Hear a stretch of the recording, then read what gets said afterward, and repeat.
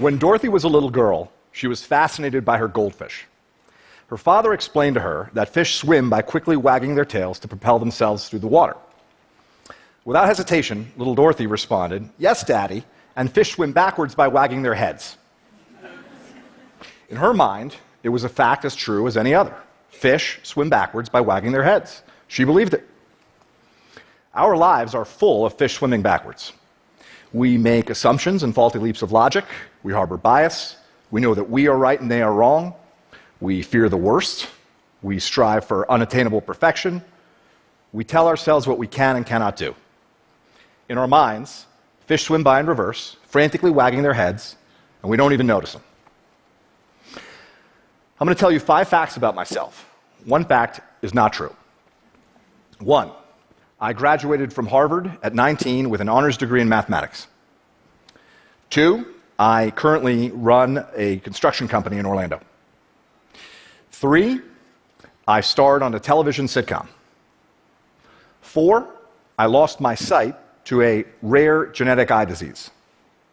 5, I served as a law clerk to 2 U.S. Supreme Court justices. Which fact's not true? Actually, they're all true. Yeah, they're all true. At this point, most people really only care about the television show. I know this from experience. Okay, so the show was NBC's Saved by the Bell, the new class, and I played Weasel Wiesel, who was the sort of dorky, nerdy character on the show, which made it a very major acting challenge for me as a 13-year-old boy. Now, did you struggle with number 4, my blindness? Why is that? We make assumptions about so-called disabilities. As a blind man, I confront others' incorrect assumptions about my abilities every day. My point today is not about my blindness, however.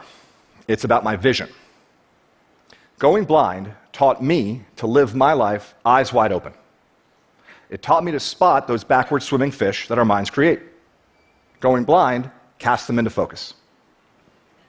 What does it feel like to see? It's immediate and passive. You open your eyes and there's the world. Seeing is believing, sight is truth, right? Well, that's what I thought.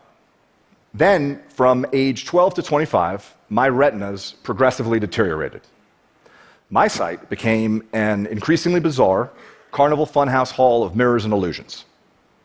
The salesperson I was relieved to spot in a store was really a mannequin. Reaching down to wash my hands, I suddenly saw it was a urinal I was touching, not a sink, when my fingers felt its true shape. A friend described the photograph in my hand, and only then I could see the image depicted. Objects appeared, morphed, and disappeared in my reality. It was difficult and exhausting to see.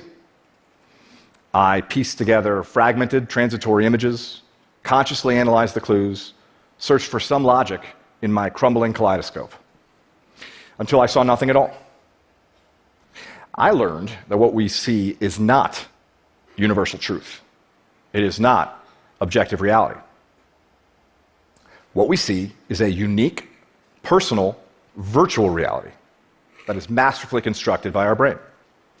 Let me explain with a bit of amateur neuroscience. Your visual cortex takes up about 30% of your brain. That's compared to approximately 8% for touch and 2 to 3% for hearing. Every second, your eyes can send your visual cortex as many as 2 billion pieces of information. The rest of your body can send your brain only an additional billion. So sight is 1/3 of your brain by volume and can claim about 2/3 of your brain's processing resources. It's no surprise then that the illusion of sight is so compelling.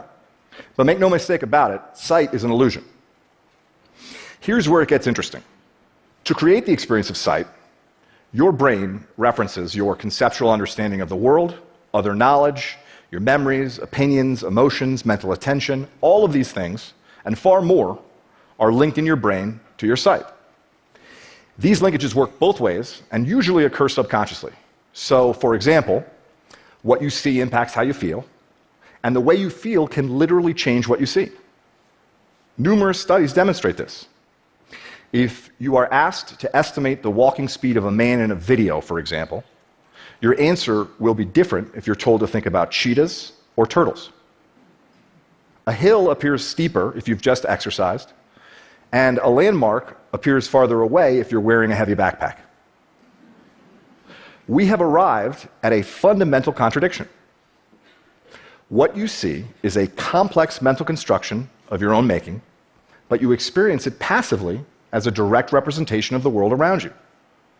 You create your own reality and you believe it. I believed mine until it broke apart. The deterioration of my eyes shattered the illusion. You see, sight is just one way we shape our reality. We create our own realities in many other ways. Let's take fear as just one example. Your fears distort your reality. Under the warped logic of fear, anything is better than the uncertain. Fear fills the void at all costs, passing off what you dread for what you know, offering up the worst in place of the ambiguous, substituting assumption for reason. Psychologists have a great term for it, awfulizing. Right? Fear replaces the unknown with the awful. Now, fear is self-realizing. When you face the greatest need to look outside yourself and think critically, fear beats a retreat deep inside your mind, shrinking and distorting your view, drowning your capacity for critical thought with a flood of disruptive emotions. When you face a compelling opportunity to take action, fear lulls you into inaction, enticing you to passively watch its prophecies fulfill themselves. When I was diagnosed with my blinding disease, I knew blindness would ruin my life. Blindness was a death sentence for my independence. It was the end of achievement for me. Blindness meant I would live an unremarkable life, small and sad, and likely alone. I knew it. This was a fiction born of my fears, but I believed it. It was a lie, but it was my reality, just like those backward swimming fish in little Dorothy's mind. If I had not confronted the reality of my fear, I would have lived it. I am certain of that. So, how do you live your life eyes wide open? It is a learned discipline. It can be taught. It can be practiced. I'll summarize very briefly. Hold yourself accountable for every moment, every thought, every detail.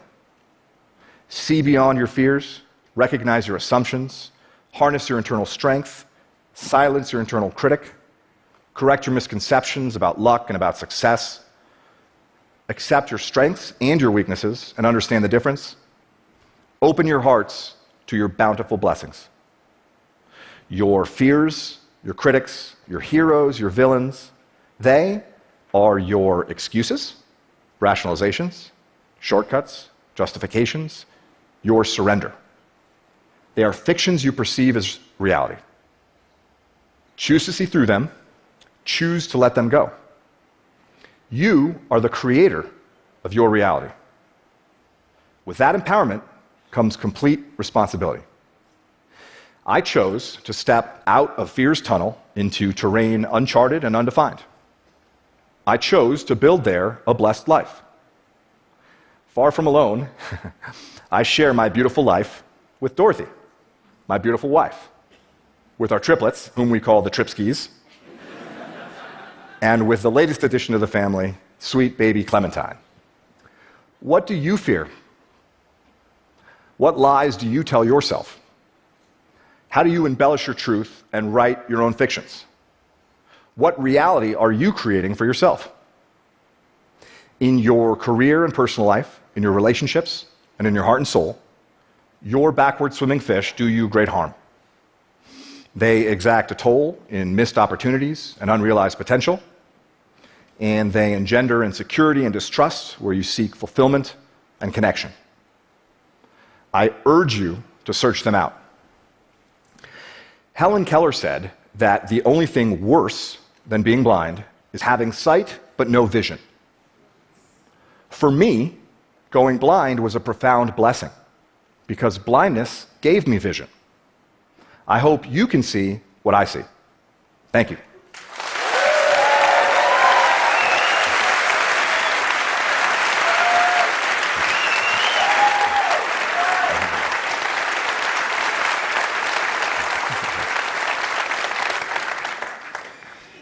Isaac, before you leave the stage, just a question. Sure. This is an audience of entrepreneurs, of doers, of innovators. You are a CEO of a company down in Florida, and many are probably wondering, how is it to be a blind CEO? What kind of specific challenges do you have, and how do you overcome them?